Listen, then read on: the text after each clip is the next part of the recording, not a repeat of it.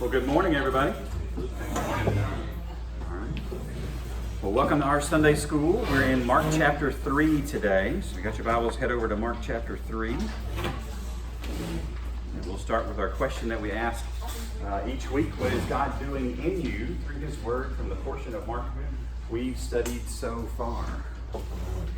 So what is God doing in you, the portion of Mark we have studied so far? How about blowing your mind? Blowing my mind. Blowing your mind? How is He blowing your mind, darling? He's just turning everything over.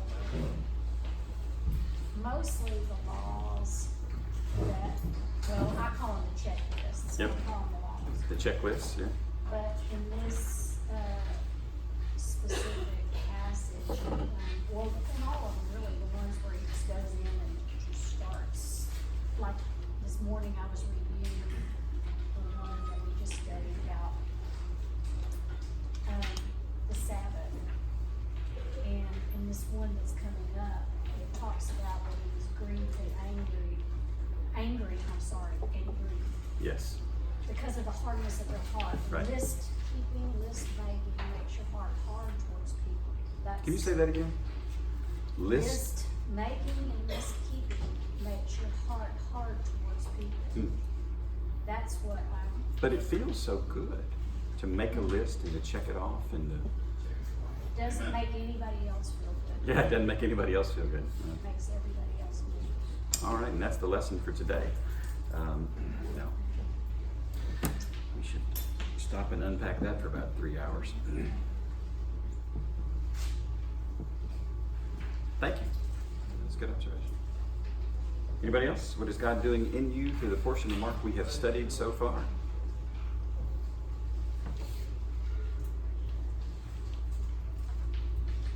I think for me sometimes the fluff isn't needed. The fluff isn't needed?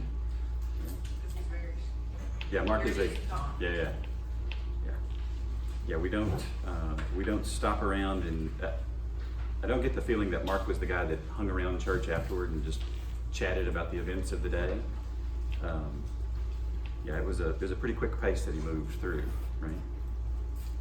All right, let's take a look. So we're going to read Mark chapter 3. Then we're going to ask some questions. And we are entered. So I'm going to read this sentence underneath the literary structural observation. So Jesus continues to ask questions to his enemies. And we are introduced to the Herodians. And somebody circle the word Herodians on your handout there, because we might get to that today. If we do, I've got something for you, and if we don't, I may still have something for you, so we'll see. So let's read Mark chapter 3. Again, he entered the synagogue, and a man was there with a withered hand. And they watched Jesus to see whether he would heal him on the Sabbath, so that they might accuse him. And he said to the man with the withered hand, "Come here." And he said to them, "Is it lawful on the Sabbath to do good or to do harm, to save life or to kill?" But they were silent. And he looked around at them with anger, grieved at their hardness of heart, and said to the man, "Stretch out your hand." He stretched it out, and his hand was restored. The Pharisees went out and immediately held counsel with the Herodians against him, how to destroy him. And Jesus withdrew with his disciples to the sea, and a great crowd followed from Galilee and Judea and Jerusalem and Idumea, and from beyond the Jordan and from around Tyre and Sidon. When the great crowd heard all that he was doing, they came to him. And he told his disciples to have a boat ready for him because of the crowd, lest they crush him. For he had healed many, so that all who had diseases pressed around him to touch him.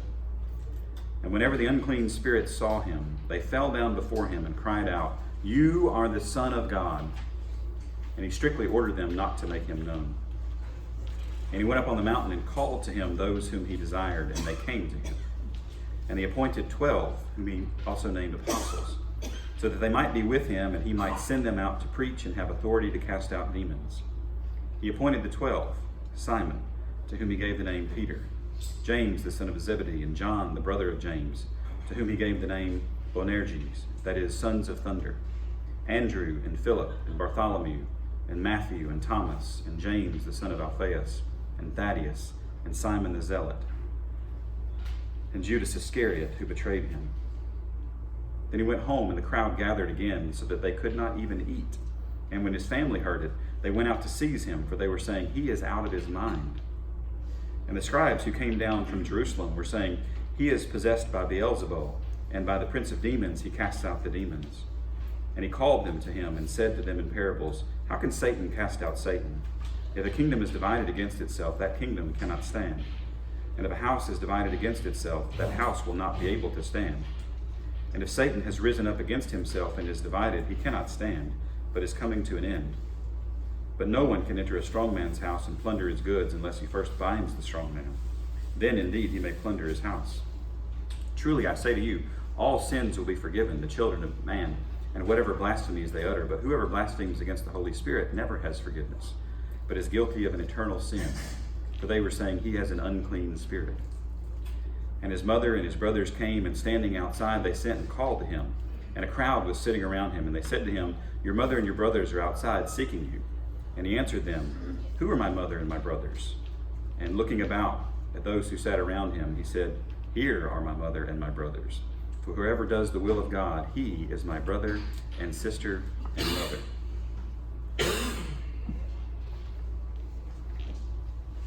So let's take a look at verses, we'll start in verse 1, and we'll see how far we get today. So I have, as I typically do, highlighted several words throughout your handout, and that's just notes for myself on where to stop and pause and explore just a little bit. So in verse 1 there, he says, "again." So what do we learn from the word "again"? What's that? It's repetitive, right? It's happened before. This is his norm. This is his habit. This is what he typically does. He entered the synagogue, and we've talked about the synagogue. This would have been the center of teaching for this particular village or town. And a man was there with a withered hand. And the word "with" here is actually the verb. It's a present participle active. This is ongoing. This is habitual. This is not something that had recently happened. This was something that he'd had a while. Most people, when they talk about this being something he'd likely had from birth. And I wouldn't argue or support that notion, but I would say that the text just says he's had this habitually. He's had this withered, this dried up. I've highlighted verse 9 to 18, so flip over to Mark 9. I find it very helpful to look and see how the writer uses words elsewhere in the same book. As many times you can get an idea of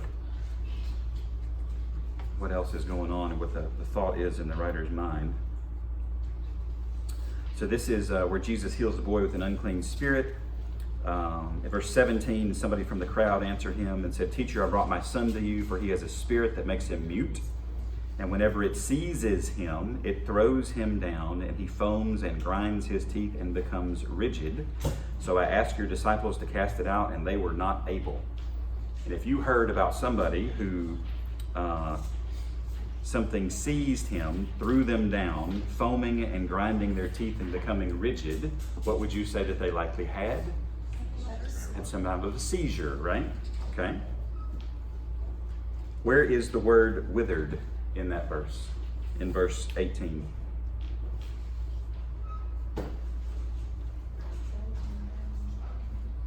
It is. It's what? It's actually the word "rigid." So when you think about something that's withered, the water has gone out of it. It is dried up. It has become hard and immovable. So I think about when I hear this man had a withered hand that it's fixed. It's not movable. It's something is functionally not correct with what is going on. So this is the mindset here, right? So there's a man there with a withered hand. And then what happens in Mark over and over and over and over and in all the Gospels, and they watched Jesus. Now, why were they watching Jesus? Was he just fun to watch? I think he probably kind of was, right? I mean, Jesus is at the synagogue today. I feel like it's one of those where attendance slips up after he arrives. Like, you know? What you got, Doug?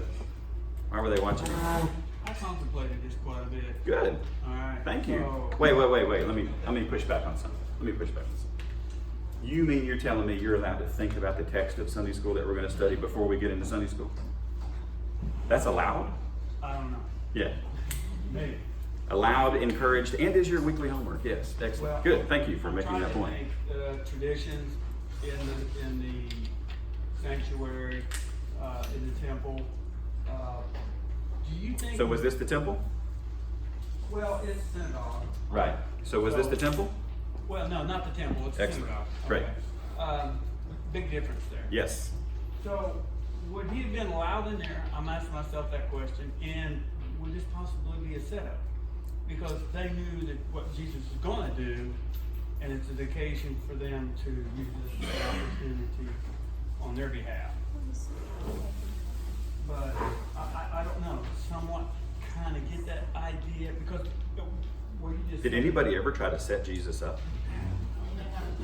Regularly, yeah. It doesn't say that. But It doesn't say that, does it? Again. But it might be a head nod to what's coming in the future, and this is this very easily could, yeah, this very easily could have been an immature, unorganized first attempt, right? Right. What I have found is that when somebody tries to attack you, their first move is not always their best move. It's just what was convenient and easy. Right. And Well, this it says might be in that, they right? watched, okay? That's right. Who's the they? Who's the So, yes? Thank you. I didn't ask that question, did I? Who's the they? Who's the they? Yeah, the Pharisees, right? Absolutely. They watched Jesus to see whether he would heal. This is therapeuo. This is the to make better on the Sabbath, right? Why would they be watching this, Darla? Because they had a what? Because they had a list. They had a list. And this was on the list of things that you could not heal on the Sabbath, right? So if you will point to me in the Old Testament where it says you are not allowed to heal on the Sabbath, thank you very much, you answered correctly. Here's not a verse about healing on the Sabbath.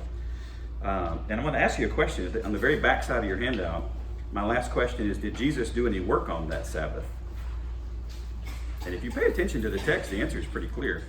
So they were watching Jesus to see whether he would heal on the Sabbath so that what? They might accuse him, right? So they did have this in mind. So flip over to the back part of Mark, chapter 15. I find it interesting they do this in Mark chapter 3. And I would argue that they get better at it. Mark 15. This is this last week, verse 2. And Pilate asked him, this is Jesus, "Are you the king of the Jews?" And he answered him, "You have said so." And the chief priests accused him of many things. And Pilate asked him again, "Have you no answer to make? See how many charges they bring against you?" Now, this word accuse is in verse 3 and in verse 4. Where is it in verse 3? It's accused, right? Where is it in verse 4? Charges. That's exactly right. See, these people were under the Mosaic law, and we sometimes forget that the law, the Old Testament law, was actually their law book. Like this was their canon of, it was the basis for it. They added a whole bunch of junk on top of it, but this was what they would bring someone to court over. This is why when Jesus would be questioned by lawyers, these were experts in the law, so to speak, so that they might accuse him. They wanted to bring him before the religious leaders and say, hey, he has broken the law. And he said, so who's the he? Verse 3. Who's the he? Jesus. And Jesus said to the man, who's the man? It's the man with the withered hand, right? Something that's fixed. Come here. Now the word come is an imperative. So he's commanding him to do something here. It's really, really clear.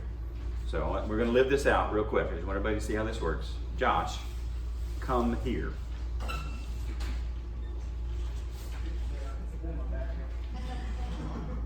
Well, that's even more appropriate, actually.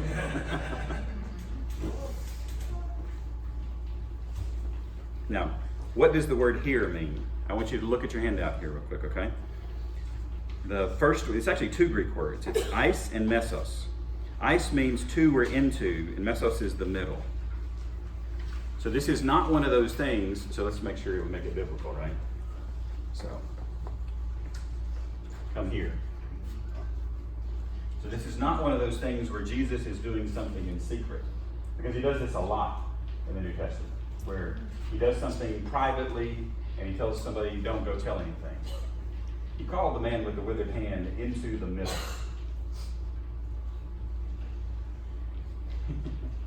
Now, why do you think he wants to call him into the middle? Where everybody can see. Down. Don't go anywhere. Oh, you put it down. I was going to read off of it. There you go. You got it. You're good. So come here. So come into the middle. And he what? He said to them. Who's the them now? So he's pulled this man up in the middle of everybody. And he's not going to talk to him yet.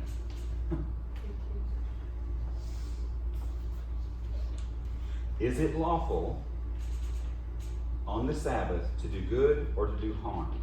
Now, where did the Pharisees verbally articulate what they were doing?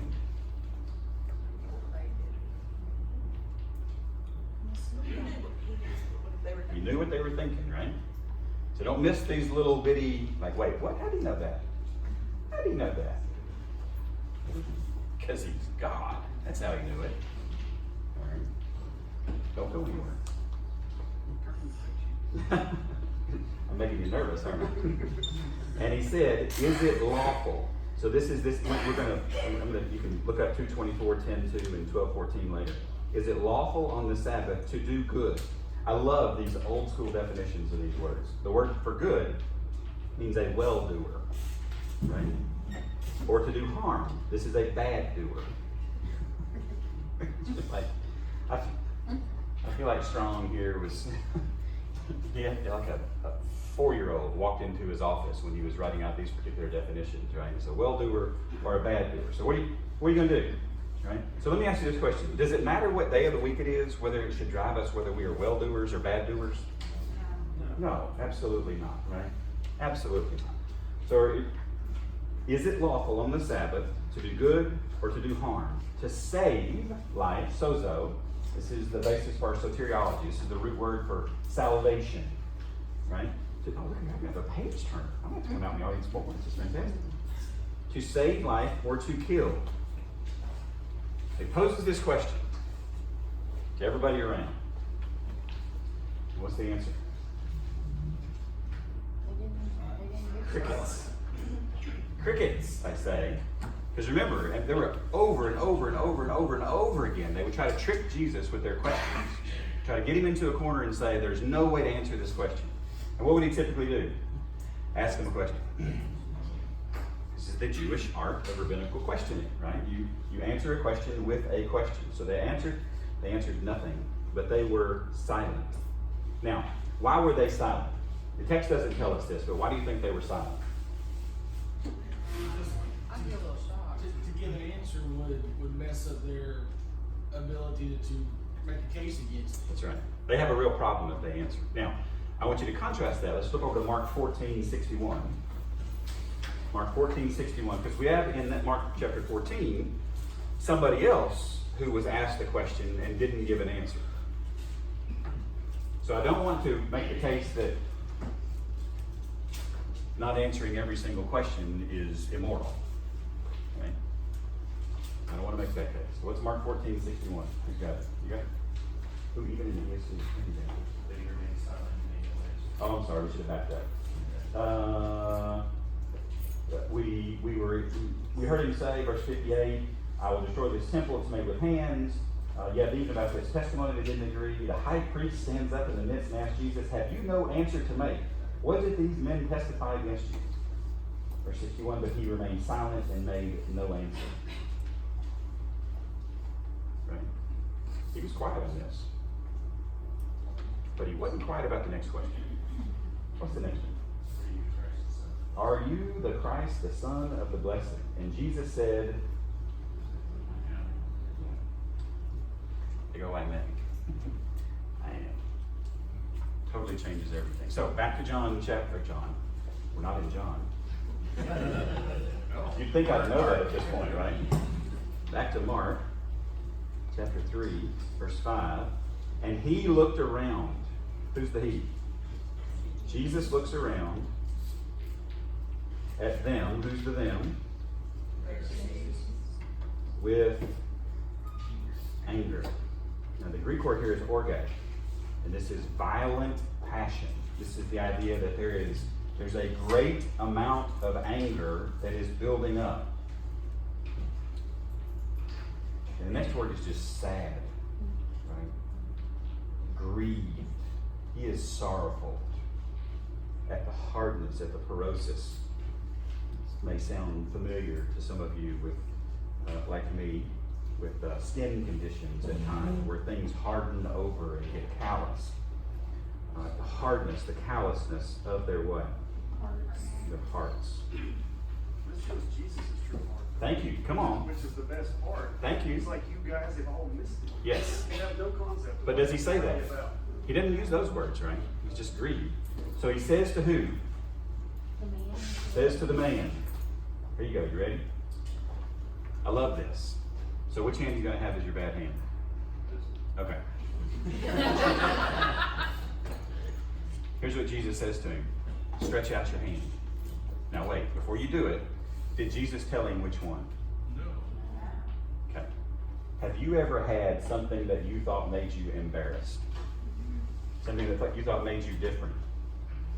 Would you willfully, openly, like I'm gonna, you don't put that out there, you hide that, right?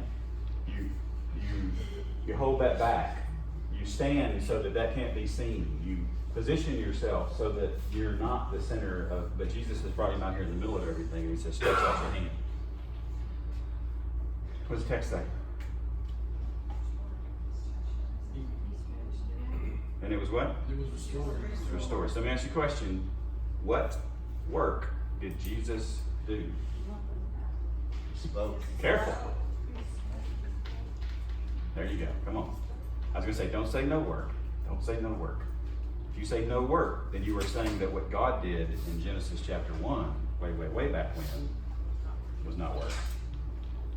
Yeah, right? This is the one who can work with his words. And things come to life again and are restored again. This is amazing. And if you don't think for a second that that man with the withered hand is not us, so we are not Jesus in this story. Make sure we all understand, right? We are not Jesus.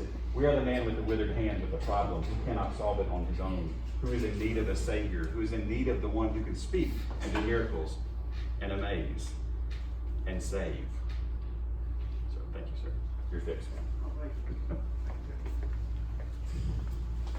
It's going to be a really crappy video this morning, but that's all right. All right. He stretched it out, and his hand was restored. Go to Mark 8:25 for just a second. This word shows up a couple of different times in Mark, this word for restored.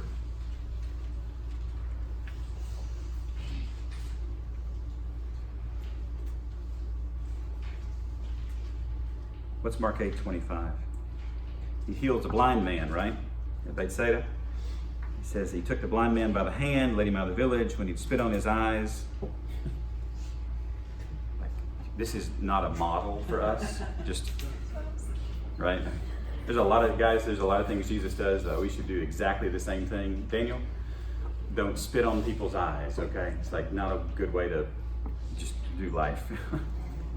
He spit on his eyes, he laid his hands on him, and he asked him, do you see anything? And he looked up and he said, I see people, but they look like trees walking. Then Jesus laid his hands on his eyes again, and he opened his eyes, and his sight was restored. And he saw everything clearly.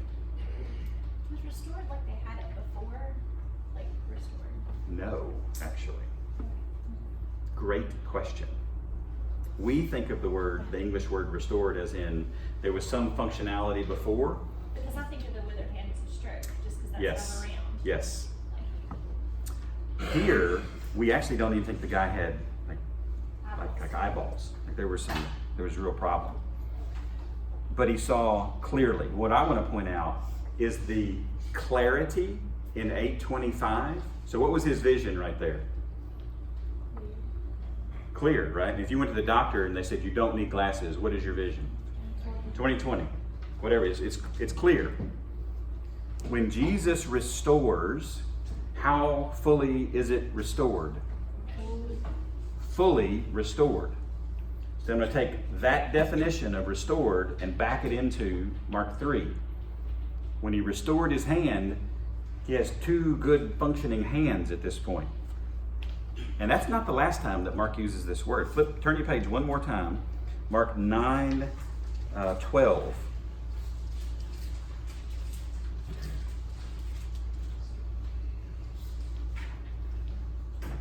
Let's look at verse 9. As they were coming down the mountain, Jesus charged them to tell no one what they'd seen until the Son of Man had risen from the dead. Imagine keeping that one to yourself. This is the Transfiguration, by the way. This is where they'd literally never seen anything like this before. No humans had ever seen anything like this before. So verse 10, they kept the matter to themselves, questioning what this rising from the dead might mean. He said the words rising from the dead. I wonder what rising from the dead means. And they asked him, why did the scribes say that first Elijah must come? And he said to them, Elijah does come first to restore all things. And how it is written, the Son of Man, that he should suffer many things and be treated with contempt. But I tell you that Elijah has come, and they did to him whatever they pleased, as it is written of him. So there is another restoring come in the future, and that restoring will look like the earlier restorings in that it will be full and complete. And Mark chapter 9 is a load of fun. And we will get there in 2027. So, no. All right, back to chapter 3. I just wanted to wet your whistle for just a second. He stretched out his hand, and his hand was restored. The Pharisees said, "This is the Christ, the Son of the living God." And they bowed down and they worshiped and they acknowledged Jesus. They accepted him and everything was great. Mark puts a period right there. They go straight to the crucifixion. Is this what happens? Not quite. How do you know somebody has a list? When you don't follow their list, they get very, very angry. Like, hi, my name's Jim. I love lists. And when you don't follow my list, it's like, oh my goodness. All right, so some of you know this, some of you don't. So in my bulletin each Sunday morning, when Daryl is not here, it falls on me to do the prayer before the sermon, to finish up the invitation for whomever is preaching, to do offering announcements. I'm reading off my list. To know what the offering video is, and then to do closing announcements. Here is my list of things that I will actually say today. I love lists. It is a good list. And periodically, somebody likes to add things or take things off of my list. And I don't know if you noticed or not, but there is something written in pen at the bottom of my typed out list.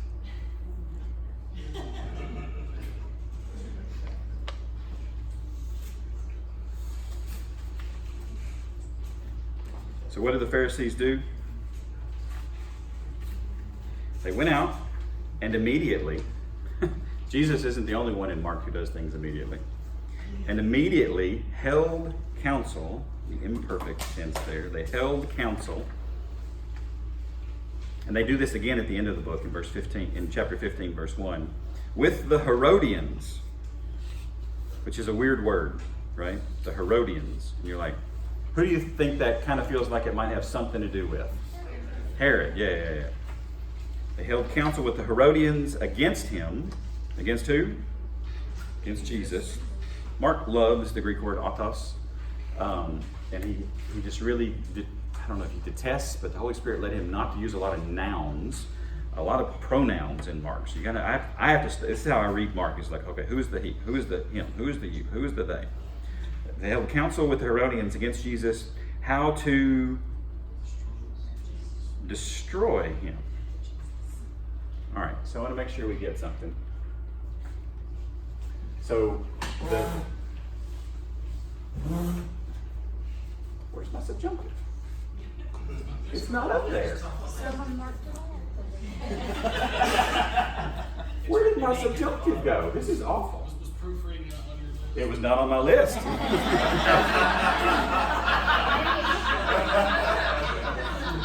on the list. We'll put that on the list, yes. All right. So does anybody, so the pop quiz, here we go. We've talked about this a few times. Does anybody remember what the subjunctive is? There's a reason it's not on the list. The subjunctive is a mood, not a tense. Were you about to tell me that, Mitch? Oh, okay. It's the wrong list. Put the wrong list up. It's on another list. I know, right? It's a good list. Like, it's a really good list because we talked about present, aorist, imperfect, perfect, and even future today. They're all in the text for today. The subjunctive is, so the Greek has not only tenses but moods. And it's the idea of, the subjunctive is the idea of possibility or probability. So this is a possible future. So there's a couple of them, right? There's the indicative mood, which is a statement of fact. All right. So Josh is able to come here.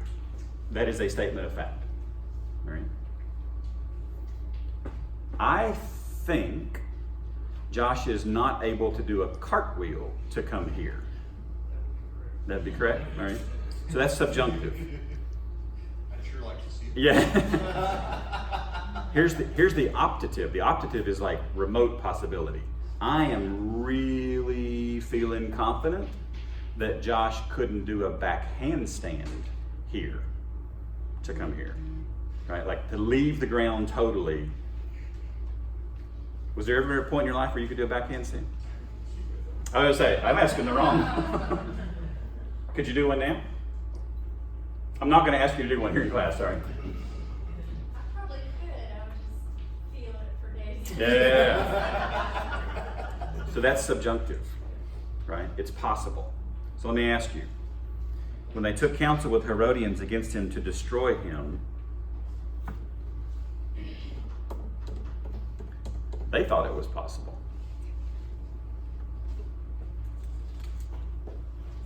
Look at Mark 11:18.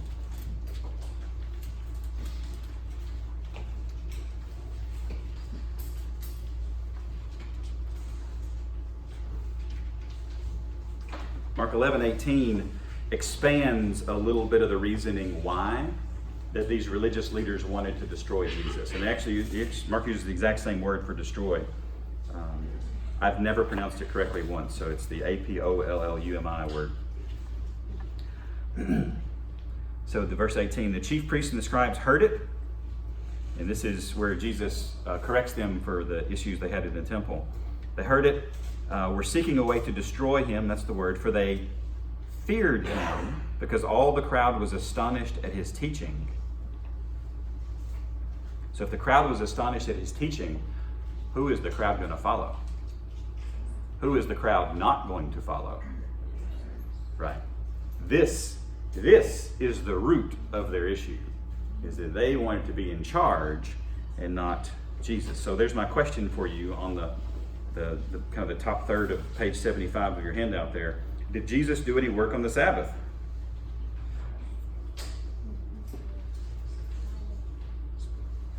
He didn't work whenever he wanted. He spoke, right?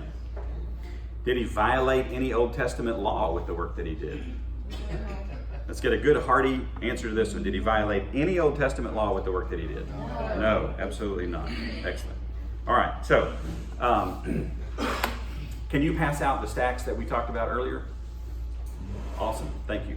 So I'm going to hand you something that hopefully, I'm not going to hand it to you. My friend is going to hand it to you. I'm going to hand you something that hopefully will help us answer the question, who were the Herodians? And I just want to spend 30 seconds maybe 30 seconds talking about this. So every one of us has a family tree.